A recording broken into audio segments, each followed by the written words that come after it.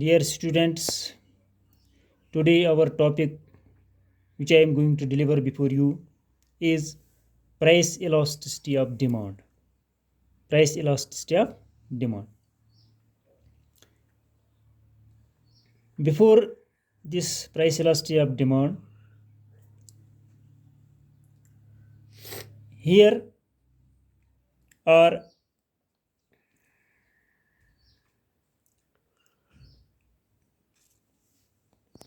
there are 3 points. Number 1,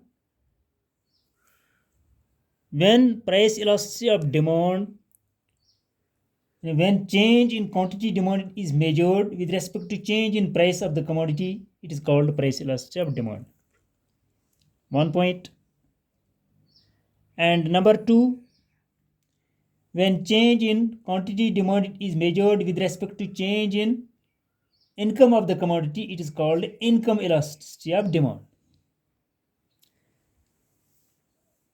And when change in point third, when change in quantity demanded of one commodity is measured with respect to change in price of the other commodity, it is called cross elasticity of demand. But as per our syllabus, there is only price elasticity of demand. So, what is price elasticity of demand? Price elasticity of demand may be defined as the percentage change in the quantity demanded of a commodity. Price elasticity of demand may be defined as the percentage change in the quantity demanded of a commodity divided by the percentage change in price of that commodity. It is called a price elasticity of demand. There are 3 methods of measuring price elasticity of demand. There are 3 methods of measuring price elasticity of demand. यानी इसकी 3 methods हैं major करने की. But today we will here discuss only one method, that is total expenditure method. Second one is proportionate method, and third one is geometric method. But today we will only discuss here about total expenditure method. Now, what is total expenditure method? This method was given by Professor Marshall. Total expenditure method to measure elasticity of demand is given by Professor Marshall. ये professor martial ने दिया है ये total expenditure method. और ये total expenditure method जो है, bye definition हम ये भी कहेंगे कि ये बराबर है price into quantity. Price into quantity जो है बराबर है टोटल एक्सपेंडिचर मेथड के बराबर. Price into quantity, price multiply by demand या क्वांटिटी जिसको हम कहेंगे, इज इक्वल टू टी, यानी टोटल एक्सपेंडिचर मेथड. टी के बराबर है total expenditure method. Good, this method was given by professor Marshall या डॉक्टर मार्शल हम कहेंगे. उसने ये जो है टोटल एक्सपेंडिचर मेथड का आइडिया दिया है. तो इसकी जो है 3 we can consider 3 possible situations. इसकी 3 सिचुएशंस हैं, पॉसिबल सिचुएशंस. एक क्या है कि elasticity of demand is unitary, यानी वो इसका मतलब है कि elasticity of demand is equal to 1. Elasticity of demand is unitary, that is elasticity of demand is equal to 1. Second जो सिचुएशन इसकी है वह है कि elasticity of demand is greater than elastic, greater than unity, that is elasticity of demand greater than unity, ED greater than 1. And third one is less than unitary elastic. Elasticity of demand is less than unitary elastic. Elasticity of demand less than 1. तो सबसे पहले जो है first situation जो है, if ये elasticity of demand unitary के बराबर जो है, ये कब है? इफ राइज और fall in price of a commodity, if rise in price of a commodity और fall in price of a commodity makes no change in its total expenditure, then we call it elasticity of demand is unitary. जब कीमत के बढ़ने में से या कीमत के घटने से टोटल एक्सपेंडिचर पर कोई फर्क नहीं पड़ेगा, जब कीमत के घटने से या बढ़ने से टोटल एक्सपेंडिचर पर कोई फर्क नहीं पड़ेगा, कोई चेंज नहीं उसमें आएगा, तो टोटल एक्सपेंडिचर में कोई चेंज नहीं आएगी, तो उस वक्त हम इसको क्या कहेंगे कि इलास्टिसिटी ऑफ डिमांड उस वक्त यूनिटरी के बराबर होता है, यानी 1 के बराबर होता है. अब इसकी जो दूसरी सिचुएशन है, if with fall in price of a commodity, अगर कीमत के घटने से टोटल एक्सपेंडिचर बढ़ता है, and with rise in its price, और कीमत के बढ़ने से टोटल एक्सपेंडिचर घटता है, तो उस वक्त क्या होता है, तो then demand for that commodity is greater than unitary elastic, तो उस वक्त ये ग्रेटर देन यूनिटरी इलास्टिक के बराबर होती है। कब? जब कीमत के गिरने से टोटल एक्सपेंडिचर बढ़ता है और कीमत के यानी बढ़ने से टोटल एक्सपेंडिचर घटता है, तो उस वक्त जो है डिमांड जो है वो ग्रेटर देन यूनिटरी इलास्टिक के बराबर होती है। और तीसरी सिचुएशन जो है, if with fall in price of a commodity total expenditure decreases, अगर गिरने से गिरता है, अगर कीमत के घटने से टोटल एक्सपेंडिचर भी घटता है और कीमत के बढ़ने से टोटल एक्सपेंडिचर भी बढ़ता है, then demand for that commodity is less than unitary elastic, तो उस वक्त जो है लेस देन यूनिटरी इलास्टिक के बराबर होता है।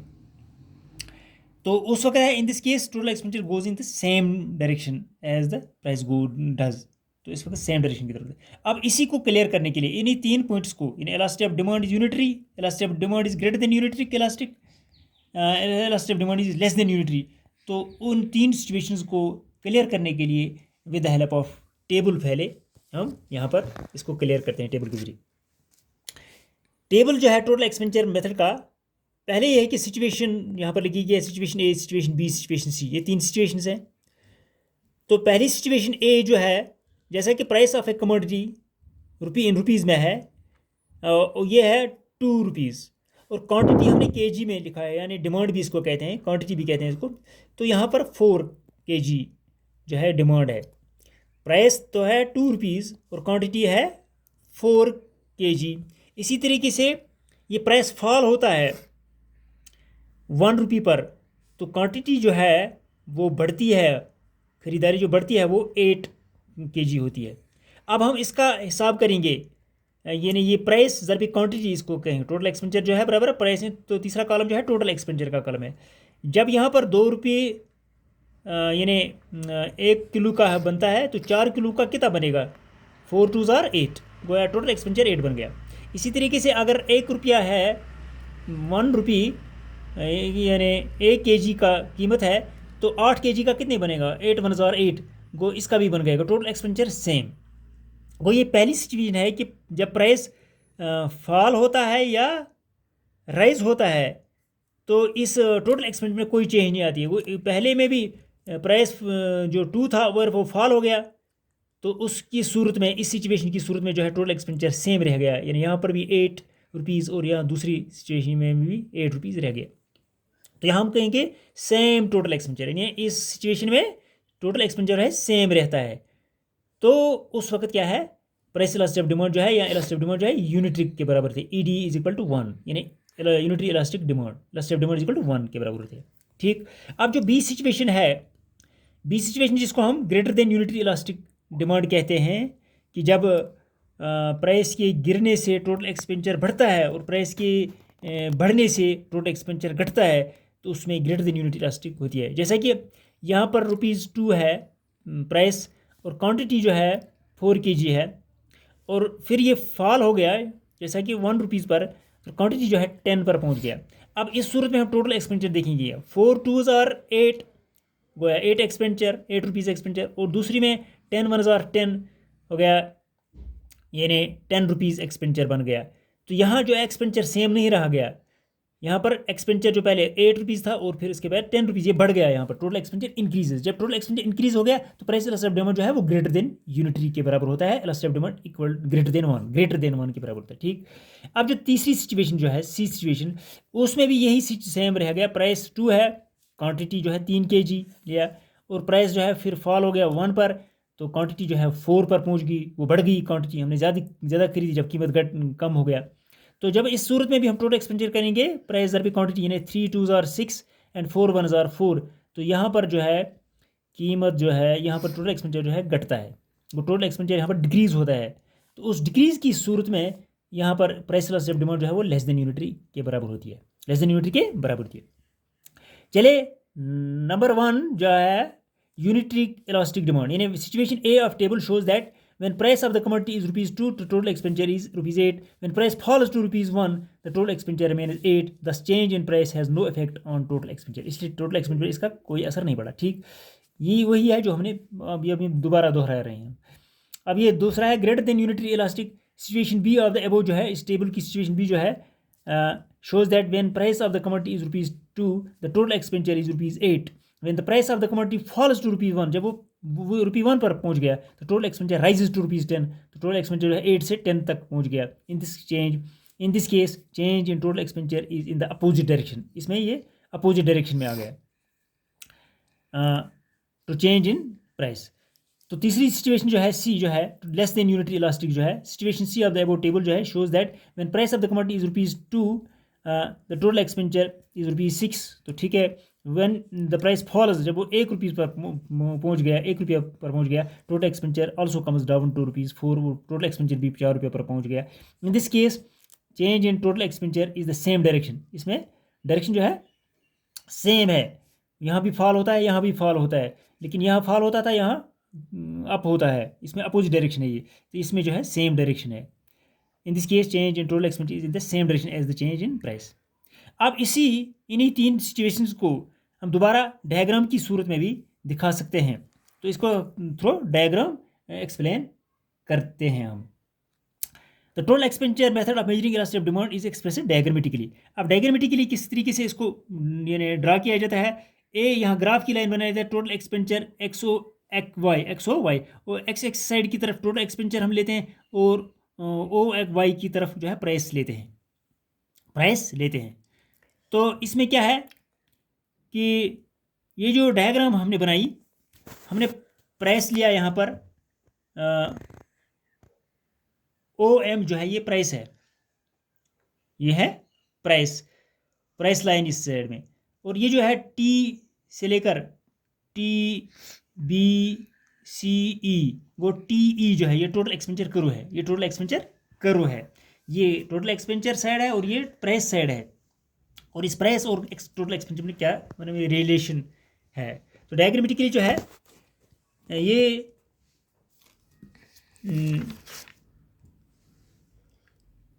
ये जो पोर्शन ए बी है, इसमें इस डायग्राम में जो पोर्शन ए बी है, shows inverse relationship between price and total expenditure. को पोर्शन ए बी जो है, इसमें इनवर्स रिलेशनशिप दिखाता है between price and total expenditure. And here इसमें जो है इलास्टिक डिमांड ग्रेटर देन 1. ठीक, फ्रॉम पोर्शन बी टू सी. अब पोर्शन बी पर से सी तक जो है, इस हिस्से से यहाँ तक लेकर जो है, from portion B to C, total expenditure remains constant. यानी ये कांस्टेंट रहता है टोटल एक्सपेंडिचर. इसमें टोटल एक्सपेंडिचर कांस्टेंट रहता है, यानी सेम रहता है. इसमें जो है here elastic of demand is equal to 1. Elastic of demand जो है यूनिटरी के बराबर है, 1 के बराबर है. And from portion from C to D, अब सी से डी तक जो है, price elastic of demand is less than 1, यानी elastic of demand less than 1. ये था इस डायग्राम की ज़रिए जो हमने टोटल एक्सपेंडिचर और with the help of table के ज़रिए जो हमने यहाँ पर एक्सप्लेन किया. तो उम्मीद है कि आपको इस समझ आया होगा. तो आज के लिए इतना ही काफ़ी. फ़ी अमान अल्लाह.